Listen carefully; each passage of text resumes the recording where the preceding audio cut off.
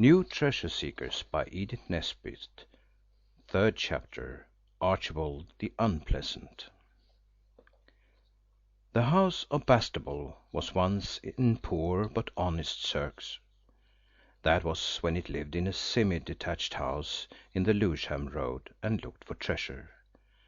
There were 6 scions of the house who looked for it. In fact, there were 7, if you count Father. I'm sure he looked right enough, but he didn't do it the right way. And we did. And so we found a treasure of a great uncle, and we and Father went to live with him in a very affluent mansion on Blackheath, with gardens and vineries and pineries and everything jolly you can think of. And then, when we were no longer so beastly short of pocket money, we tried to be good, and sometimes it came out right and sometimes it didn't. Something like sums. And then it was the Christmas holidays, and we had a bazaar and raffled the most beautiful goat you ever saw, and we gave the money to the poor and needy. And then we felt it was time to do something new, because we were as rich as our worthy relative the uncle, and our father, now also wealthy, at least compared to what he used to be, thought right for us. And we were as good as we could be, without being good for nothing and muffs, which I hope no one calling himself a Bastable will ever stoop to. So then Oswald, so often the leader in hazardous enterprises, thought long and deeply in his interior self, and he saw that something must be done, because though there was still the goat left over, unclaimed by its fortunate winner at the bazaar, somehow no really fine idea seemed to come out of it, and nothing else was happening. Dora was getting a bit domineering, and Alice was too much taken up with trying to learn to knit. Dickie was bored, and so was Oswald, and Noel was writing far more poetry than could be healthy for any poet, however young, and H.O. was simply a nuisance. His boots are always much louder when he is not amused, and that gets the rest of us into rows, because there are hardly any grown-up persons who can tell the difference between his boots and mine. Oswald decided to call a council, because even if nothing comes of a council, it always means getting Alice to drop knitting and making Noel chuck the poetical influences that are no use and only make him silly. And he went into the room that is our room. It is called the common room, like in colleges, and it is very different from the room that was ours when we were poor but honest. It's a jolly room, with a big table and a big couch that is most useful for games, and a thick carpet because of H.O.'s boots. Alice was knitting by the fire. It was for Father, but I am sure his feet are not at all that shape. He has a high and beautifully formed instep like Oswald's. Noel was writing poetry, of course.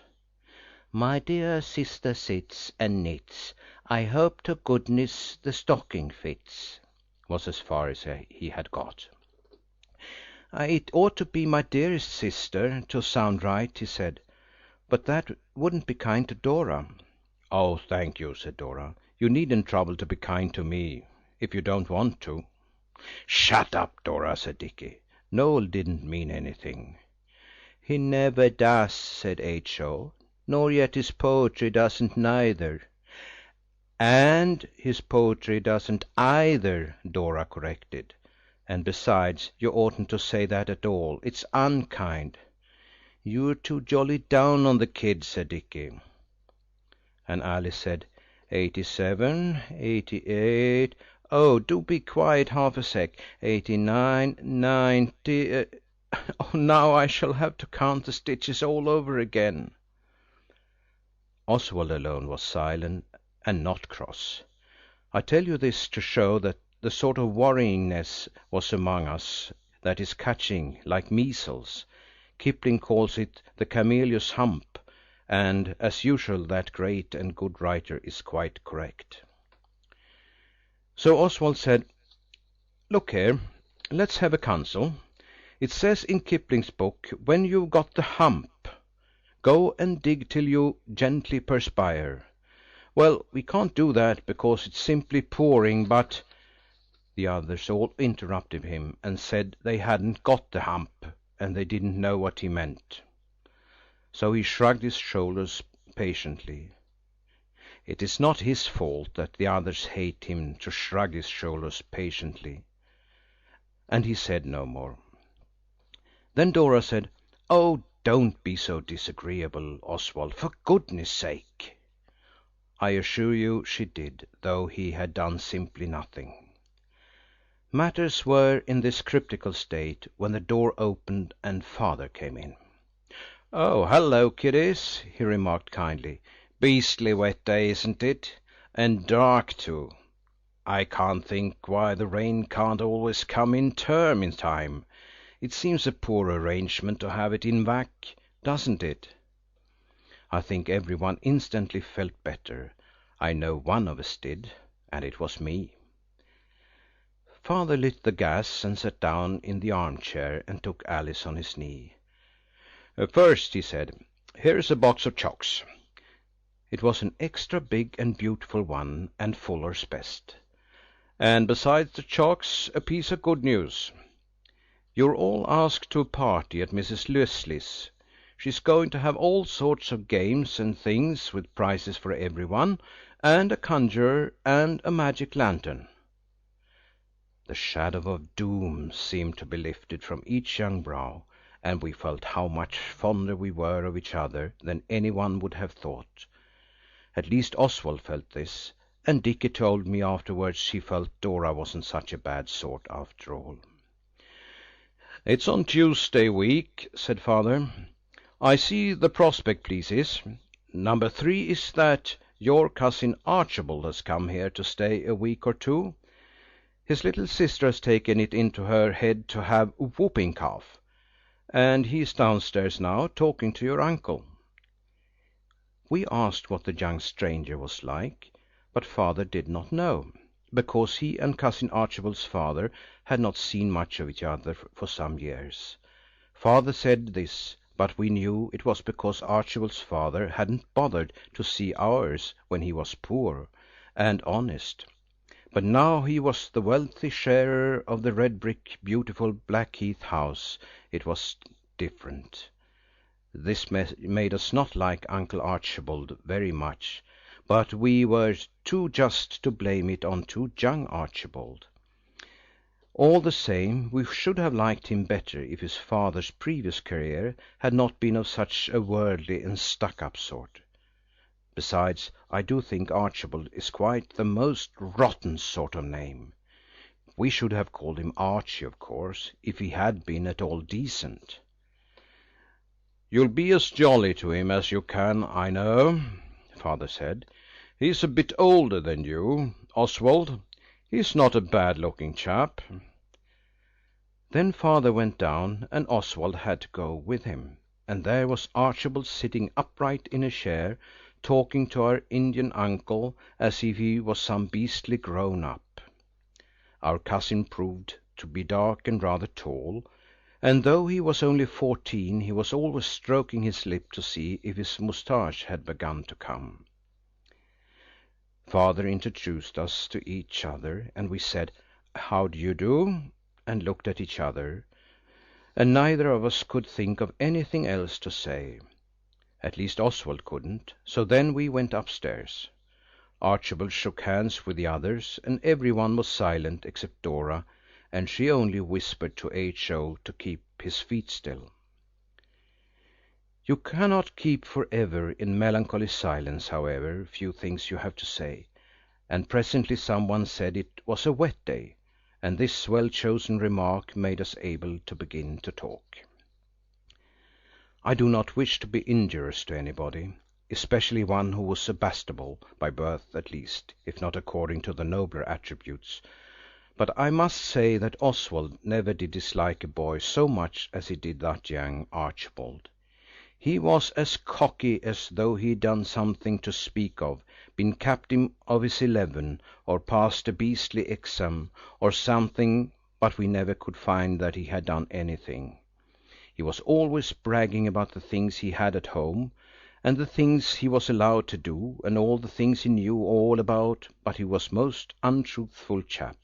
He laughed at Noel's being a poet, a thing we never do, because it makes him cry, and crying makes him ill. And of course Oswald and Dickie could not punch his head in their own house because of the laws of hospitableness, and Alice stopped it at last by saying she didn't care if it was being a sneak, she would tell Father the very next time. I don't think she would have, because we made a rule when we were poor and honest not to bother Father if we could possibly help it, and we keep it up still. But Archibald did not know that. Then this cousin, who is, I fear, the black sheep of the Bastables, and hardly worthy to be called one, used to pull the girls' hair and pinch them at prayers when they could not call out or do anything to him back. And he was awfully rude to the servants, ordering them about and playing tricks on them. Not amusing tricks like other Bastables might have done, such as booby traps and mice under dish covers, which seldom leaves any lasting ill feelings, but things no decent boy would do, like hiding their letters and not giving them to them for days, and then it was too late to meet the young man the letter was from, and squirting ink on their aprons when they were just going to open the door, and once he put a fish hook in the cook's pocket when she wasn't looking. He did not do anything to Oswald at that time. I suppose he was afraid. I just tell you this to show you that Oswald didn't cotton to him for no selfish reason, but because Oswald has been taught to feel for others. He called us all kids, and he was that kind of boy we knew at once it was no good trying to start anything new and jolly. So Oswald, ever discreet and wary, shut up entirely about the council. We played games with him sometimes, not really good ones, but Snap and Beggar, my neighbour, and even then he used to cheat. I hate to say it of one of our blood, but I can hardly believe he was. I think he must have been changed at nurse, like the heirs to monarchies and dukeries. Well, the days passed slowly. There was Mrs. Leslie's party shining starrishly in the mysterious of the future. Also we had another thing to look forward to, and that was when Archibald would have to go back to school. But we could not enjoy that foreshadowing so much because of us having go to back at nearly the same time. Oswald always tries to be just, no matter how far from easy, and so I will say that I'm not quite sure that it was Archibald that set the pipes leaking, but we were all up in the loft the day before, snatching a golden opportunity to play a brief game of robbers in a cave, while Archibald had gone down to the village to get his silly hair cut. Another thing about him that was not natural was his being always looking in the glass and wanting to talk about whether people were handsome or not, and he made as much fuss about his ties as though he had been a girl. So when he was gone, Alice said, "Hist! The golden moment. Let's be robbers in the loft, and when he comes back he won't know where we are." "He'll hear us," said Noël, biting his pencil. "No, he won't. We'll be the whispering band of weird bandits. Come on, Noël. You can finish the poetry up there." "It's about him," said Noël gloomily. "When he's gone back to—" Oswald will not give the name of Archibald's school for the sake of the other boys there, as they might not like everybody who reads this to know about there being a chap like him in their midst. "I shall do it up in an envelope and put a stamp on it and post it to him and—" "Haste!" cried Alex. "Bard of the Bandits, haste while yet there is time!" So we tore upstairs and put on our slippers and socks over them, and we got the high-backed chair out of the girls' bedroom, and the others held it steady while Oswald agitatively mounted up on its high back and opened the trapdoor and got up into the place between the roof and the ceiling. The boys in Stalky & Company found this out by accident, and they were surprised and pleased, but we have known all about it ever since we can remember. And then the others put the chair back, and Oswald let down the rope ladder that we made out of bamboo and cloth lines, after Uncle told us the story of the missionary lady who was shut up in a Rajah's palace, and someone shot an arrow to her with a string tied it, and it might have killed her, I should have thought, but it didn't, and she hauled in the string and there was a rope and bamboo ladder, and so she escaped, and we made one like it on purpose for the loft. No one had ever told us not to make ladders. The others came up by the rope ladder. It was partly bamboo, but rope ladder does for short, and we shut the trapdoor down. It is jolly up there. There are 2 big cisterns and 1 little window in a gable that gives you just enough light. The floor is plaster with wooden things going across, beams and joists they are called. There are some planks laid on top of these here and there. Of course, if you walk on the plaster, you will go through with your foot into the room below. We had a very jolly game in whispers, and Noël sat by the window and was quite happy being the bandit bard. The cisterns are rocks you hide behind, but the jolliest part was when we heard Archibald shouting out, "Hello, kids! Where are you?" And we all stayed as still as mice, and heard Jane say she thought we must have gone out. Jane was the one that hadn't got her letter, as well as having her apron inked all over. Then we heard Archibald going all over the house looking for us. Father was at business, and Uncle was at his club, and we were there. And so Archibald was all alone. And we might have gone on for hours enjoying the spectacle of his confusion and perplexedness, but Noël happened to sneeze. The least thing gives him cold, and he sneezes louder for his age than any one I know. Just when Archibald was on the landing underneath. Then he stood there and said, "I know where you are. Let me come up." We cautiously did not reply. Then he said, "All right, I'll go and get the step-ladder."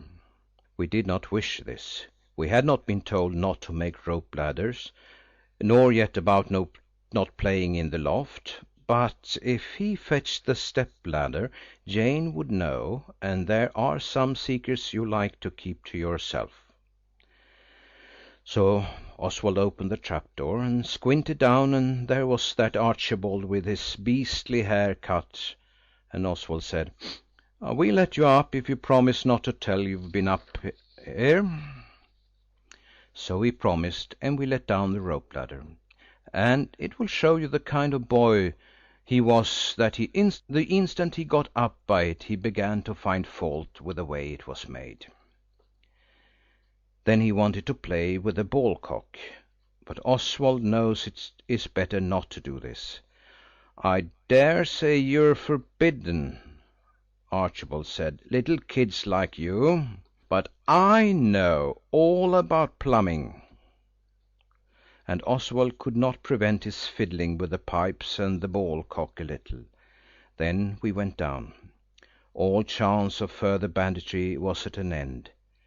Next day was Sunday. The leak was noticed then. It was slow but steady, and a plumber was sent for on Monday morning. Oswald does not know whether it was Archibald made the leak, but he does know about what came after. I think our displeasing cousin found that piece of poetry that Noël was beginning about him and read it, because he is a sneak. Instead of having it out with Noël, he sucked up him and gave him a 6-penny fountain pen, which Noël liked, although it is really no good for him to try to write poetry with anything but a pencil, because he always sucks whatever he writes with, and ink is poisonous, I believe. Then, in the afternoon, he and Noël got quite thick and went off together, and afterwards Noël seemed very peacocky about something, but he wouldn't say what, and Archibald was grinning in a way Oswald would have liked to pound his head for. Then, quite suddenly, the peaceable quietness of that happy Blackheath home was brought to a close by screams. Servants ran about with brooms and pails, and the water was coming through the ceiling of Uncle's room like mad. And Noël turned white and looked at our unattractive cousin and said, "Send him away." Alice put her arm round Noël and said, "Do go, Archibald." But he wouldn't. So then Noël said he wished he had never been born, and whatever would Father say? "Why, what is it, Noël?" Alice asked that. "Just tell us, we'll all stand by you. What's he been doing?" "You won't let him do anything to me if I tell?" "Tell-tale tit," said Archibald. "He got me to go up in the loft, he said. It was a secret, and would I promise not to tell, and I won't tell, only I've done it, and now the water's coming in." "You've done it, you young ass! I was only kidding you," said our detestable cousin, and he laughed. "I don't understand," said Oswald. "What did you tell Noël?" "He can't tell you because he promised, and I won't unless you vow by the honour of the house you talk so much about that you'll never tell I had anything to do with it." That will show you what he was. We had never mentioned the honour of the house except once, quite at the beginning, before we knew how discapable he was of understanding anything, and how far we were from wanting to call him Archie. We had to promise, for Noël was getting greener and more gurgly every minute, and at any moment Father or Uncle might burst in foaming for an explanation, and none of us would have one except Noël, and him in this state of all anyhow. So Dickie said, "We promise, you beast, you!" And we all said the same. Then Archibald said, drawling his words and feeling for the moustache that wasn't there, and I hope he'll be quite old before he gets one, "It's just what comes of trying to amuse silly little kids.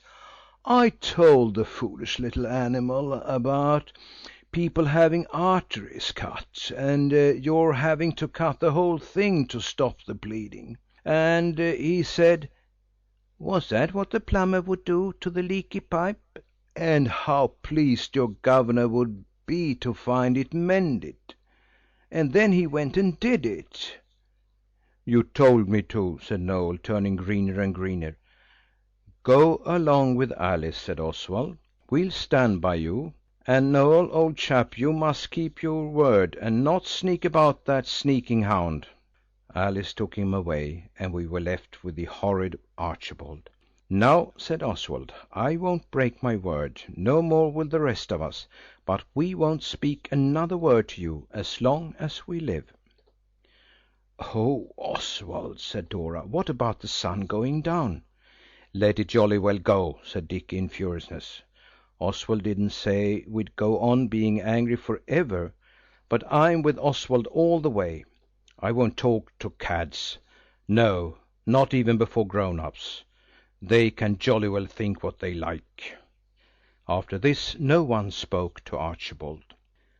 Oswald rushed for a plumber, and such was his fiery eloquence that he really caught one and brought him home. Then he and Dickie waited for Father when he came in, and they got him into the study, and Oswald said what they had all agreed on, and it was this: "Father, we are all most awfully sorry, but one of us has cut the pipe in the loft, and if you make us tell you any more it will not be honourable, and we are very sorry. Please, please don't ask who it was did it." Father bit his moustache and looked worried, and Dickie went on, "Oswald has got a plumber and he's doing it now." Then Father said, "How on earth did you get into the loft?" And then, of course, the treasured secret of the rope ladder had to be revealed. We had never been told not to make rope ladders and go into the loft, but we did not try to soften the anger of our father by saying this. It would not have been any good either. We just had to stick it. And the punishment of our crime was most awful. It was that we weren't to go to Mrs. Leslie's party. And Archibald was to go, because when Father asked him if he was in it with the rest of us, he said no. I cannot think of any really gentle, manly and proper words to say what I think about my unnatural cousin. We kept our word about not speaking to him, and I think Father thought we were jealous because he was going to that conjuring magic lantern party and we were not. Noël was the most unhappy because he knew we were all being punished for what he had done. He was very affectionate and tried to write pieces of poetry to us all, but he was so unhappy he couldn't even write, and he went into the kitchen and sat on Jane's knee and said his head ached. Next day it was the day of the party, and we were plunged in gloom. Archibald got out his Etons and put his clean shirt ready and a pair of flashy silk socks with red spots, and then he went into the bathroom. Noël and Jane were whispering on the stairs. Jane came up and Noël went down. Jane knocked at the bathroom door and said, "Here's the soup, Master Archibald. I didn't put none in today." He opened the door and put out his hand. "Half a moment," said Jane. "I've got something else in my hand." As she spoke, the gas all over the house went down blue, and then went out. We held our breath heavily. "Here it is," she said. "I'll put it in your hand. I'll go down and turn off the burners and see about the gas. You'll be late, sir. If I was you, I should get on a bit with the washing of myself in the dark. I dare say the gas'll be 5 or 10 minutes, and it's 5 o'clock now." It wasn't, and of course she ought not to have said it, but it was useful all the same. Noël came stumping up the stairs in the dark. He fumbled about and then whispered, "I've turned the little white china knob that locks the bathroom door on the outside." The water was bubbling and hissing in the pipes inside, and the darkness went on. Father and Uncle had not come in yet, which was a fortunate blessing. "Do be quiet," said Noël. "Just you wait." We all sat on the stairs and waited. Noël said, "Don't ask me yet. You'll see. You wait." And we waited, and the gas did not come back. At last Archibald tried to come out. He thought he had washed himself clean, I suppose, and of course the door was fastened. He kicked and he hammered and he shouted, and we were glad. At last Noël banged on the door and screamed through the keyhole, "If we let you out, will you let us off our promise not to tell about you and the pipes? We won't tell till you've gone back to school." He wouldn't for a long time, but at last he had to. "I shan't ever come to your beastly house again," he bellowed through the keyhole, "so I don't mind." "Turn off the gas burners then," said Oswald, ever thoughtful, though he was still in ignorance of the beautiful truth. Then Noël sang out of the stairs, "Light up!" and Jane went round with a taper, and when the landing gas was lighted, Noël turned the knob of the bathroom, and Archibald exited in his Indian red and yellow dressing gown that he thought so much of. Of course, we expected his face to be red with rage, or white with passion, or purple with mixed emotions, but you cannot think what our feelings were. Indeed, we hardly knew what they were ourselves, when we saw that he was not red or white or purple, but black. He looked like an uneven sort of bluish nigger. His face and hands were all black and blue in streaks, and so were the bits of his feet that showed between his Indian dressing gown and his Turkish slippers. The words "cricket" fell from more than one lip. "What are you staring at?" he asked. We did not answer even then, though I think it was less from keep your wordishness than amazement.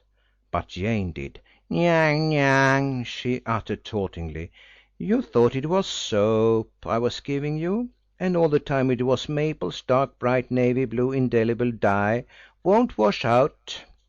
She flashed the looking-glass in his face, and he looked and saw the depth of his dark bright navy bluishness.